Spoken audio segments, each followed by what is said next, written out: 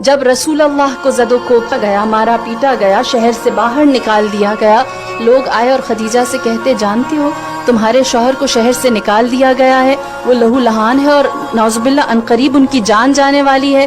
جناب خدیجہ رسول اللہ کو اپنے ہمراہ لے کر شہر مکہ میں آئیں۔ اپنے گھر کی جانب جب آپ چلتی ہوئی آ رہی تھیں تو دوبارہ دیوانے لوگ آئے اور آپ کی جانب پتھر مارنے لگے۔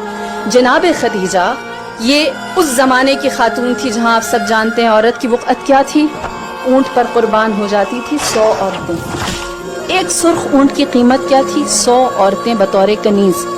سرخ اونٹ اچھی نسل کا اونٹ ہوتا تھا۔ اس زمانے میں جناب خدیجہ ایک مرد کو لے کر آئی جس کی جان خطرے میں ہے، اپنے ہمراہ کھڑا کیا، اپنے گھر کے سامنے ایک چٹان تھی جس پر کھڑی ہوئی، اور جناب خدیجہ نے تاریخ عالم میں پہلی دفعہ قریش مکہ کو دکھایا کہ ایک مرد کے دفاع کے لیے عورت بولتی ہے، اور پہلی دفعہ آپ نے خطبہ دیا۔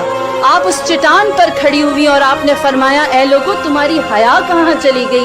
اسی دروازے پر تم قطار بنا کر کھڑے ہوتے تھے اور مجھ سے قرض مانگتے تھے اور میں بے نیازی سے تمہیں دیتی تھی، آج تم عربوں کی حیا ختم ہو گئی، تم اسی دروازے پر ہاتھ پہ پتھر لے کر آ گئے ہو۔ یہ وہ موقع تھا جہاں ابو جہل و ابو لہب جیسوں نے دیکھا خدیجہ کو اتنی طاقت محمد نے کیسے دی کہ آج یہ ہماری آنکھوں میں آنکھیں ڈال کر بات کرتی ہے۔